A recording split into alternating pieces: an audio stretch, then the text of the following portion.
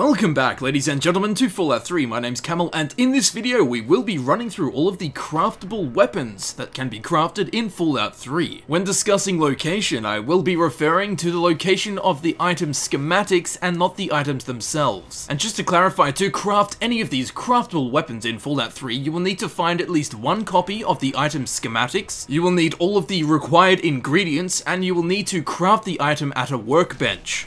And for the first craftable weapon in Fallout 3, we have the Bottlecap Mine with a physical damage of 1, an explosive damage of 500, an AP cost of 35, an item health of 5, a value of 75, and a weight of 0.5. Locations for the Bottlecap Mine's schematics are as follows. One is rewarded to the player from Moira in Megaton after completing the minefield portion of the Wasteland Survival quest. One can be found inside Jocko's Pop and Gas Stop. One can be found in Dashwood's safe in Tenpenny Tower, which is received after completing a manhandled manservant. And the fourth can be bought from Knick-Knack in Little Lamplight. Multiple schematics will increase the number of Bottlecap mines made from a single set of ingredients. 2 schematics will make 2 Bottlecap mines from the same amount of materials, and 3 schematics will make 3 Bottlecap mines. However, you cannot make 4 at a time, even though you can acquire 4 schematics. Similar to other mines, they need to be armed and placed to be used. Unlike other mines, they are larger, have a bigger warning, and a much larger explosion. They also take a bit longer to arm and drop. Like normal frag mines, the Bottlecap mine can be planted onto an enemy NPC to kill them, though it is perhaps an unwise and unnecessary idea considering their explosive radius. Also, a Bottlecap mine weighs only 1/6 as much as the sum of their components. And when a Bottlecap mine is exploded, one can hear the jingling sound of the bottle caps. Fucking hide from me, you're dead! And next we have the Dart Gun with a physical damage of 6 and 8 poison damage per second for 8 seconds. The DPS of 36 plus the 8 poison damage, an AP cost of 25, an item health of 150, a value of 500, a weight of 3, ammunition used a dart, ammo per shot is 1, and the ammunition capacity is also 1. Ingredients used is 1 paint gun, 1 rat scorpion poison gland, 1 surgical tubing, and 1 toy car. The Dart Gun schematics can be found in the following locations. One can be obtained from Hannibal Hamlin from completing the Head of the State quest for the slaves. A second copy can be found in the Bottlecap in Tenpenny Tower, and the third and final copy can be found in the hard-locked MDPL-05 power station next to the skeleton of a dead engineer. Possessing multiple copies of the Dart Gun schematics increases the initial repair condition of the weapon. 1 copy gives a condition percent equal to 75% of the player's repair skill. 2 nets 100% and 3 nets 125%. The Dart Gun fires darts that have been dipped in rat scorpion venom. A hit anywhere on a target's body will instantly cripple the legs, making it extremely useful against fast melee opponents, such as Deathclaws, Yaoguai, feral ghoul reavers, super mutants, and aliens. Mathematically, this poison effect is damage left leg minus 1000 points and damage right leg minus 1000 points. After the initial hit, the dart inflicts additional poison damage upon the target for 8 seconds, unless the target is non-organic. The poison damage effect of the darts do indeed stack. More darts in the target at once will cause it to lose health at a faster rate. It is treated as a silent weapon and has 0 spread. The dart gun weighs less than half of all the components used to craft it. It can also fire through water to hit completely submerged enemies. And finally, the dart gun's value to weight ratio is 166.66 caps for every 1 pound, which makes it the most valuable craftable weapon in the game of Fallout 3. The developers hit a bullseye with this one.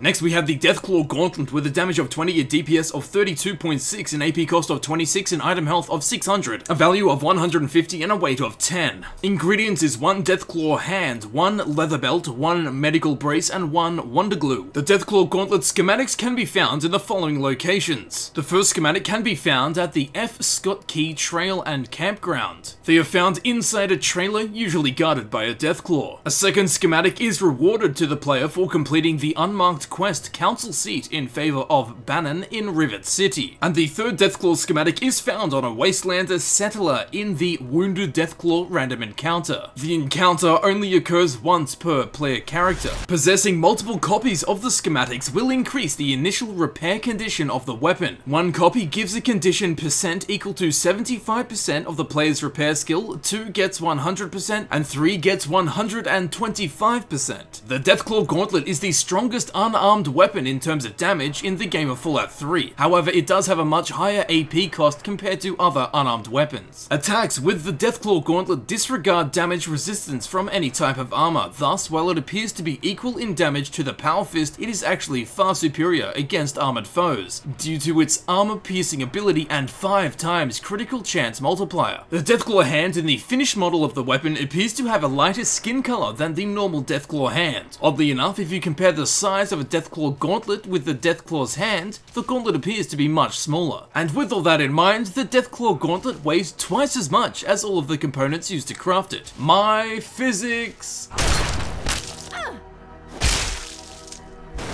Next we have the Nuka-Grenade with a physical damage of 1, an explosive damage of 501, and 2 damage per second for 5 seconds. An AP cost of 24, an item health of 5, a value of 50, a weight of 0.5. Ingredients is 1 Nuka-Cola Quantum, 1 tin can, 1 turpentine, and 1 Apparel cleaner. Locations for the Nuka-Grenade schematics are as follows. The first Nuka-Grenade schematics can be found in the Cliffside Cavern. Secondly, if the player character completes the Nuka-Cola challenge, they can obtain schematics for this weapon. And thirdly, the caravan merchant Doc Hoff also sells the Nuka-Grenade schematics. It can be pickpocketed off him or looted from his corpse. Multiple schematics will increase the number of Nuka-Grenades made from a single set of ingredients. 2 schematics will make 2 Nuka-Grenades from the same amount of materials, and 3 schematics will make 3 grenades. The damage of the Nuka-Grenade does not change. When thrown, the Nuka-Grenade erupts into a great blue and orange fireball. Its power is bested only by the mini-nuke and the Bottlecap Mine, with perks. Flames and radiation linger for a few seconds after the explosion. The Nuka-Grenade should be used very carefully at close ranges. Besides having a risk of dealing massive damage to the user when used incorrectly, the radiation levels from the Nuka-Grenade explosion can be astoundingly high. It produces a lingering radiation level of 50 rads for 2 seconds, that is roughly half the size of the explosion itself. Finally, and randomly, if a Nuka-Grenade is thrown at Harold, he will catch on fire before the Nuka-Grenade actually explodes. Oh, Harold, he's far too eager.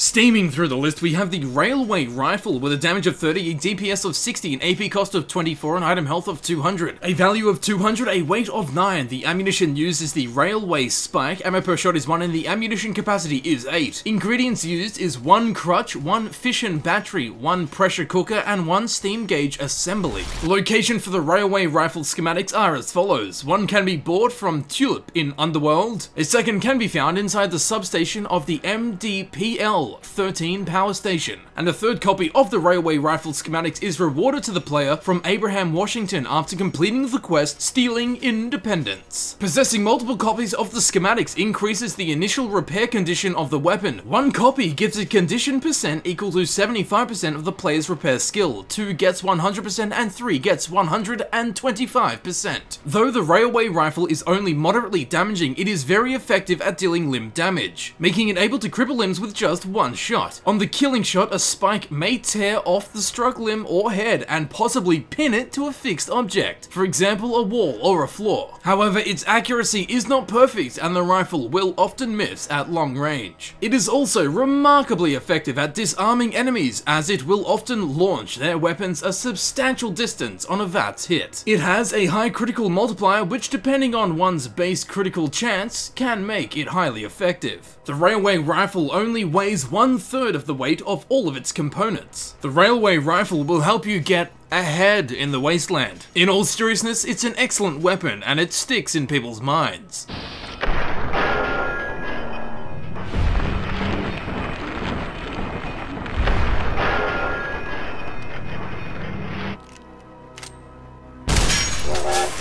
For the next weapon, we have the Rocket Launcher with a damage of 50, a DPS of 166.7, an AP cost of 32, an item health of 300, a value of 200, and a weight of 8. Ammunition used is miscellaneous junk items, ammo per shot is 1, and the ammunition capacity is also 1. I'll put a link in the description to the full list of 100 different miscellaneous junk items you can use as ammunition for the rocket launcher. Ingredients used is 1 conductor, 1 fire hose nozzle, 1 leaf blower, and 1 vacuum cleaner. The locations for the rocket launcher schematics are as follows. One can be bought of Moira Brown in Megaton, a second can be found in the Armory of Rivet City, a third can be bought or stolen from the traveling merchant Crazy Wolfgang, and a fourth copy of the schematics can be found in the framed quote within the Vault 101 clinic. However, this requires a lockpick skill of 50, and you will only be able to open it during the Trouble on the Homefront quest. Possessing multiple copies of the schematics increases the initial repair condition of the weapon. 1 copy gives a condition percent equal to 75% of the player's repair skill, 2 gets 100%, and 3 gets 125%. While 4 copies of the schematics exist in the game, having the 4th copy does not improve your weapon's initial condition. Shooting heavier objects will arc more in flight outside of VATS during targeting. The way that objects would be placed on a shelf is the way that they are shot out of the rocket launcher. Silverware and tools will be shot horizontally, while empty Nuka-Cola bottles and the like, which are placed on a shelf upright, will be shot that way from the gun. Most ammunition is not weightless, and nearly any piece of junk can be used as ammunition,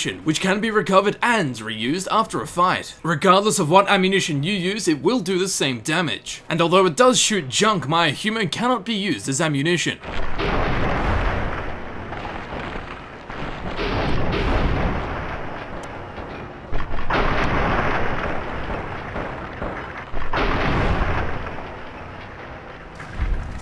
And finally, we have the Shishkebab with a damage of 35 and 2 fire damage per second for 5 seconds, a DPS of 80.8 plus the 2 fire damage, an AP cost of 28, an item health of 750, a value of 200, a weight of 3. Ingredients are 1 lawnmower blade, 1 motorcycle gas tank, 1 motorcycle handbrake, and 1 pilot light. The location for the Shishkebab schematics are as follows. 1 set of schematics can be obtained from Vance at the end of the Blood Ties questline. Secondly, the weapon specialized caravan merchant Lucky Harith sells a set of schematics. And finally, you can find a third Shishkebab schematics in a Red Brotherhood Outcast shack, directly west of the entrance to the Satcom Array NN03D. The shack does not appear on the map, but it is at the base of the hill the array is built on. As with all non-explosive craftable weapons, possessing multiple copies of the schematics increases the initial condition of the weapon. 1 copy gives a condition equal to 75% of the character's repair skill, 2 gets 100%, and 3 gets 125%. The Shishkebab, in addition to its melee damage, will also set enemies on fire, dealing 2 damage per second for 5 seconds. The Pyromaniac perk will also increase the Shishkebab's melee damage and boosts fire damage from 2 to 3 damage per second for 5 seconds. As it is constantly on fire, the Shishkebab will set off gas leaks if the player walks through one with the sword drawn. The Shishkebab is one of the weapons that can burn Harold in the quest Oasis. The Shishkebab weighs less than half of the total weight of its components. Originally, the Shishkebab was called the Shishka Sword according to the label on a piece of concept art. Despite using a small gas tank, the Shishkebab requires no refueling. Repeated slashes on a dead body may cause an eternal fire on the body itself or the place where the body is laying. This does not affect gameplay and usually disappears upon leaving the area and returning. This effect can also be seen on dismembered limbs. I don't know which developer to blame, or should I say, which developer to flame? Ugh, that pun was dire. More like that pun was fire.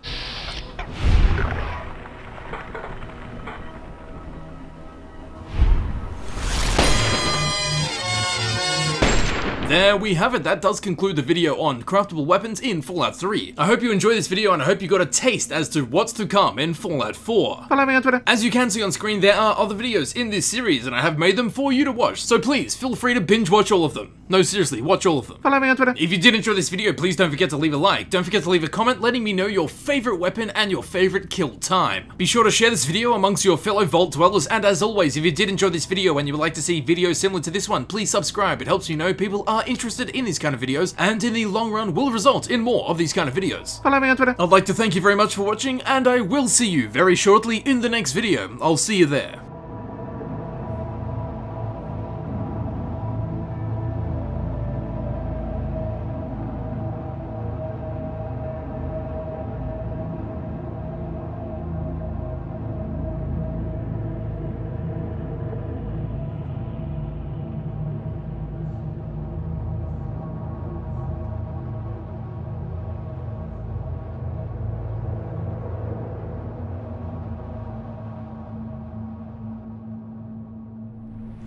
Follow me on Twitter.